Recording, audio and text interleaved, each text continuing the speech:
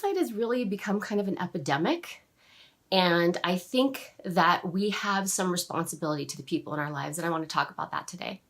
If this is your first video with me, I'm Stacy Rockline, and I help people write new love stories about themselves so they can break down their barriers and live deeply connected lives. I had a very, very good friend in college, and we were actually housemates. We lived together, and we were close. You know, we did stuff together all the time, and then after college, what happens, of course, is that you go your separate ways and you don't see each other as often. So we didn't see each other as much, maybe once a year, every couple years. He came to visit for the weekend, and we were having a conversation, and he, in a very vulnerable moment, told me something about himself that was a very emotional, kind of intimate thing.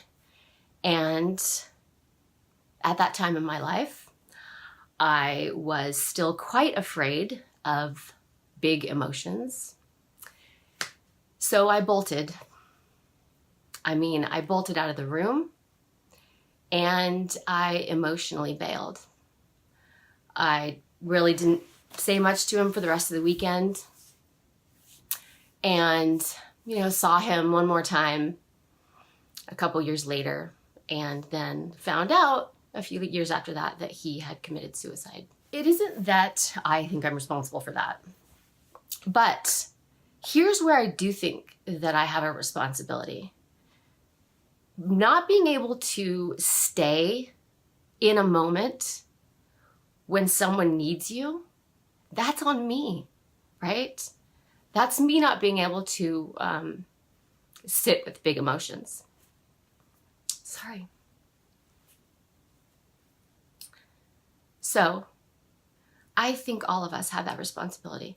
And it isn't that they're going to necessarily come and tell you they're having suicidal thoughts. It's not just being able to stay then. I could have stayed then. I would have made myself stay then.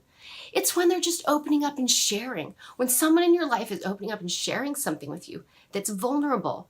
It doesn't matter if it scares you. We have to stay, right? We have to be able to sit there, even if it's about us. Even if it's something about us. People that we're connected to and we love, we have to figure that out. And that's our own personal work. Our own personal work is to go figure out why we can't be around big emotions and how we're going to do it. And that's how we can show up for the people in our lives. And that's, the work that I've done in mine, and a lot of the work that I help people with, because, there are a lot of people hurting.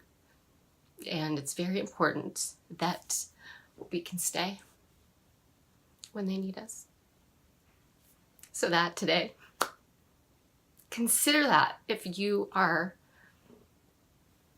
someone like me who is afraid to sit in a big emotion, what can you do? Personally, you may not have any suicidal thoughts, but you can shift yourself and change yourself so that you can be there for other people. That's your responsibility. That's mine. That's all of ours. And I just want to offer that to you today. Thank you for watching.